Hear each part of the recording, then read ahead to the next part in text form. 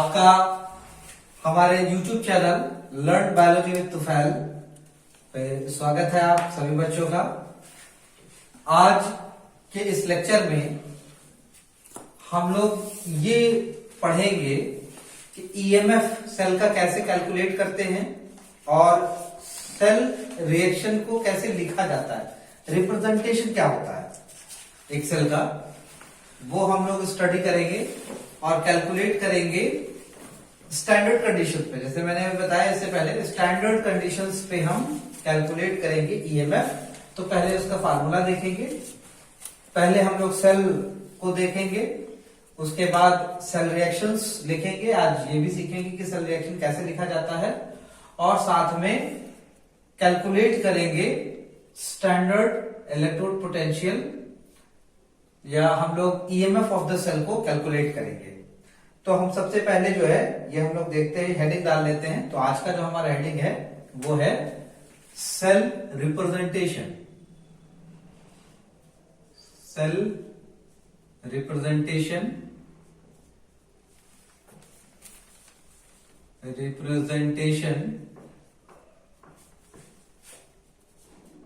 And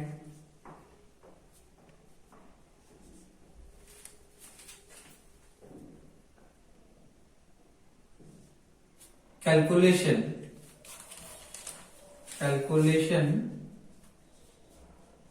of cell potential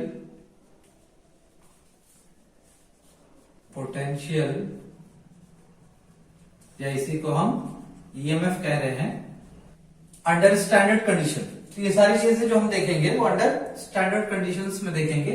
standard conditions आपको पहले भी बता चुके हैं कि स्टैंडर्ड कंडीशन क्या होता है।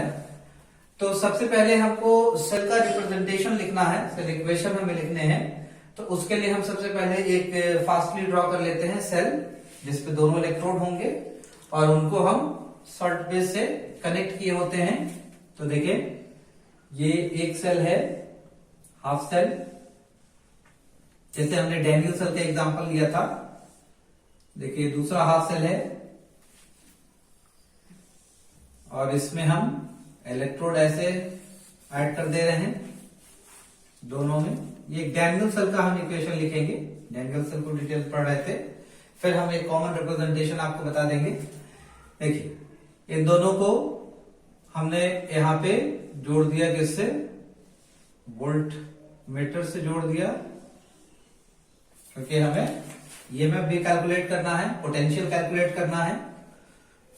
और यहां पे सॉल्यूशंस होंगे, पहला ये भी सॉल्यूशन है और ये भी इधर भी सॉल्यूशन है। बस डिफरेंस ये है कि ये जिंक का रॉड है और ये कॉपर का रॉड है इसमें, और ये जिंक सल्फेट है, ZnSO4 है ये, और ये CuSO4 है, और ये यहां से सॉल्ट ब्रिज है, सॉल्ट ब्रिज है इस तरह से, ऐसे ये सॉल्ट ब्रिज है, और इसके अंदर ये सारे इलेक्ट्रोलाइट्स हैं। जैसे KCl था इलेक्ट्रोलाइट, K2SO4 हम ले सकते हैं, K2SO4, ये सारे इलेक्ट्रोलाइट्स है। तो ये सॉल्ट ब्रिज है। तो देखिए ये हमारा था। फास्टली हम देख लेते हैं लोन। आपको बताया था मैंने लोन, लेफ्ट के लिए लोन। तो देखिए ये लोन याद रखना है हमें, लोन।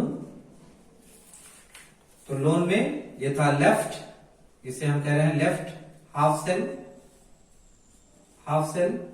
देन O ऑक्सीडेशन, तो यहां पे ये ऑक्सीडेशन होता है, ऑक्सीडेशन होता है। A is anode and this electrode is anode, और ये N इज नेगेटिव, नेगेटिव। तो यहां पे जब सॉल्यूशन में डिप करते हैं तो हम लोगों ने देखा था क्या कि इस पे इलेक्ट्रोड पे इस तरह से नेगेटिव चार्जेस आ जाते हैं, ऐसे पूरे नेगेटिव, ये पूरे नेगेटिव चार्जेस आ जाएंगे। और दूसरे वाले को हमने बताया था कि RrCp से याद करेंगे, RrCp। तो इसको हम राइट हाफ सेल कहेंगे, that is right half cell, right half cell.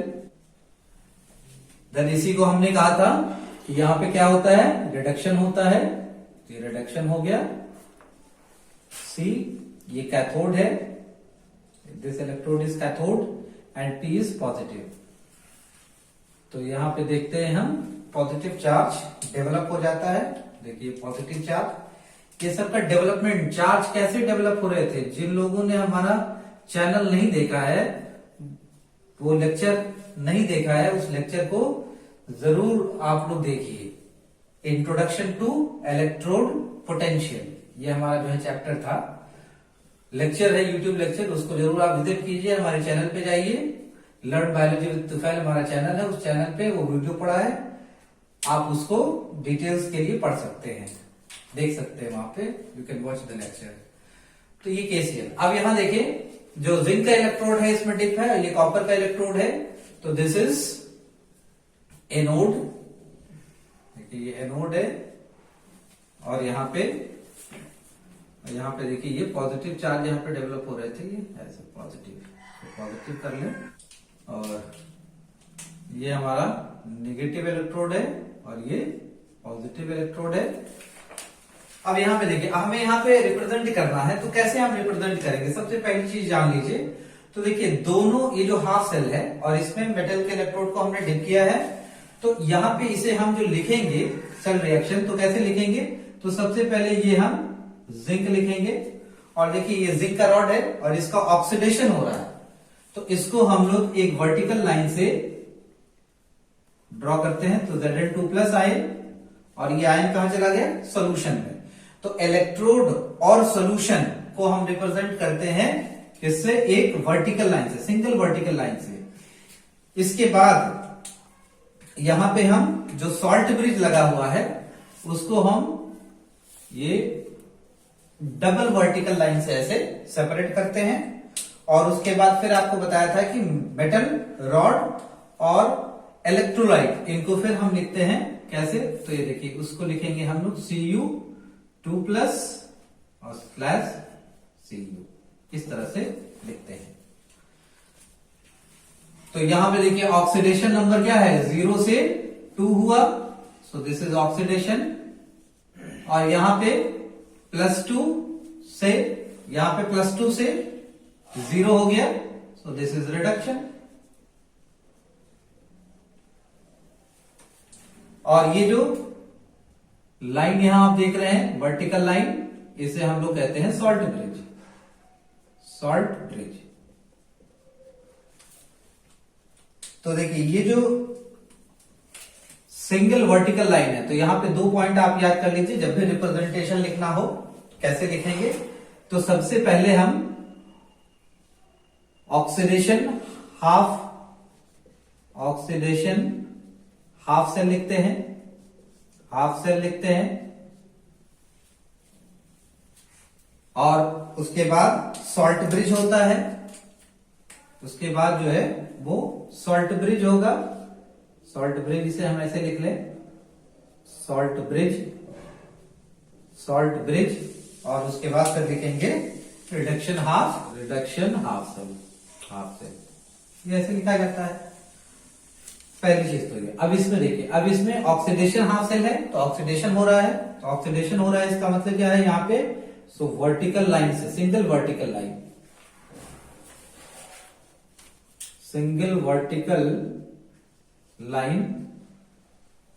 और इसको हम ऐसे लिखते हैं, रिप्रेजेंट्स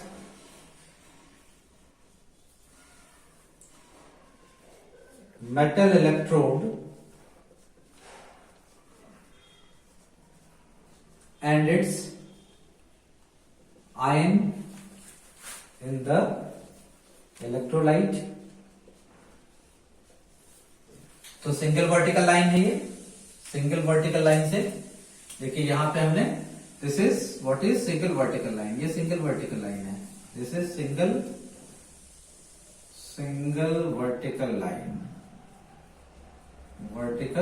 लाइन है ये भी देखिए यहां पे सिंगल वर्टिकल लाइन है, ये भी सिंगल वर्टिकल लाइन।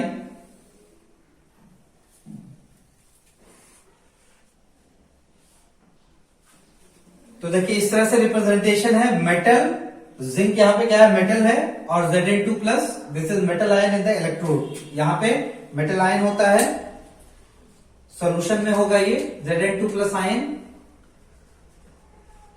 और ये Zn है। तो इन दोनों को जब हमको रिप्रेजेंट करना है, so we will represent it like this, Zn oblique Zn2 plus.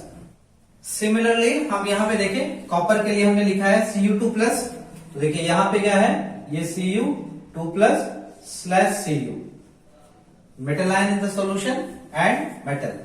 तो इनको हम वर्टिकल लाइन से रिप्रेजेंट करते हैं।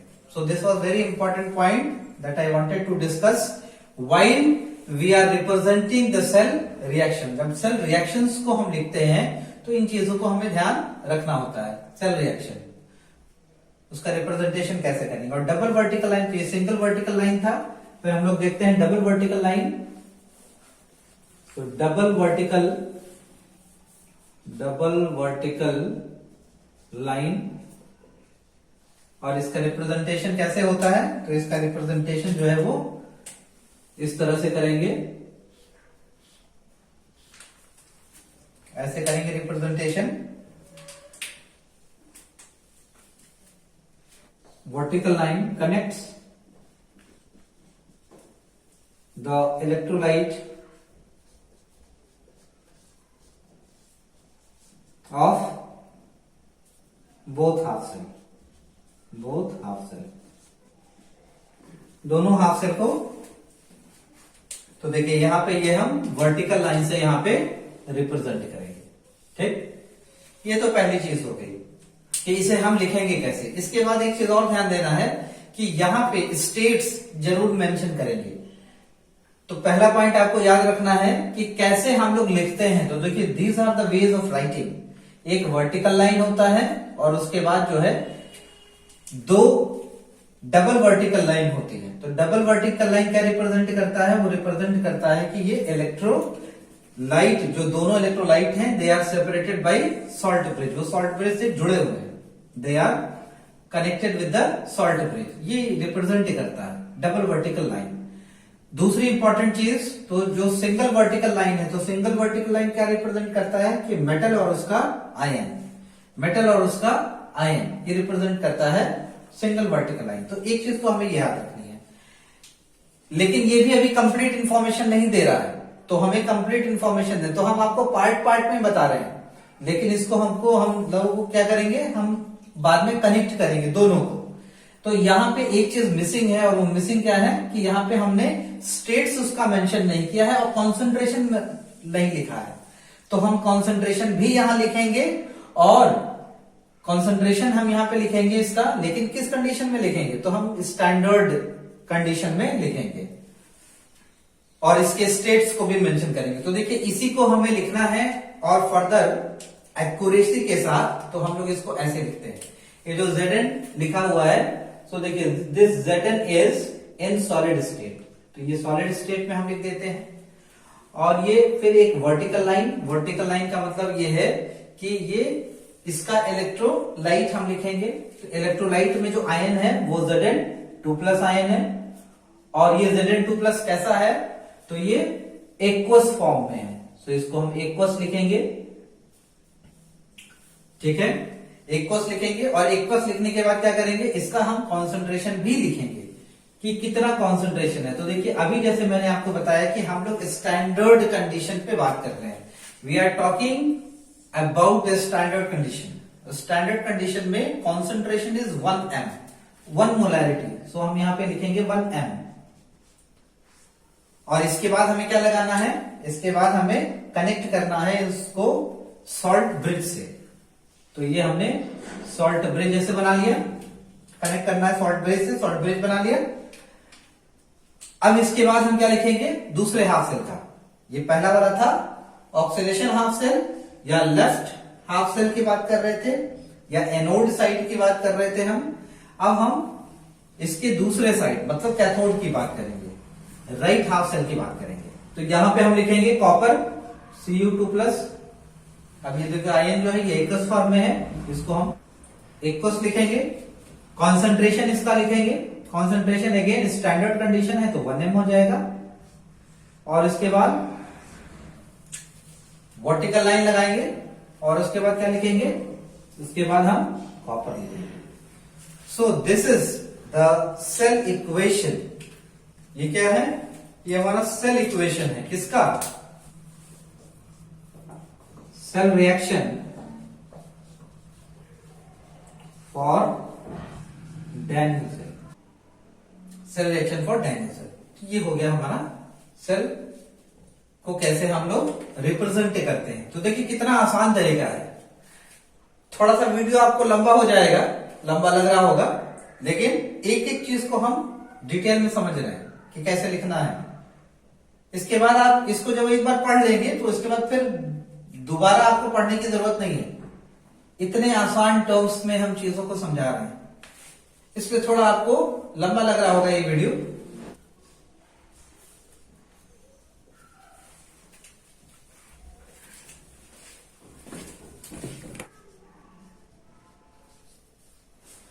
चलिए, तो अभी हम लोगों ने ये देखा कि सेल का रिप्रेजेंटेशन कैसे लिखते हैं, सेल रिएक्शंस का रिप्रेजेंटेशन देखिए कैसे लिखते हैं।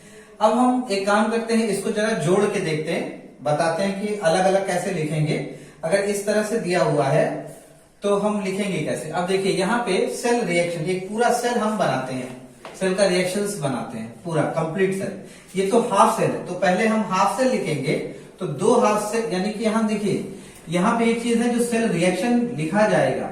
सेल रिएक्शन की अगर हम बात करें, so cell reaction of electrochemical cell, of electrochemical cell की अगर हम बात करें, इलेक्ट्रोकेमिकल सेल, तो ये क्या होता है, ये लेफ्ट ऑक्सीडेशन हाफ सेल और रिडक्शन हाफ सेल, इन दोनों को मिला के बनता है।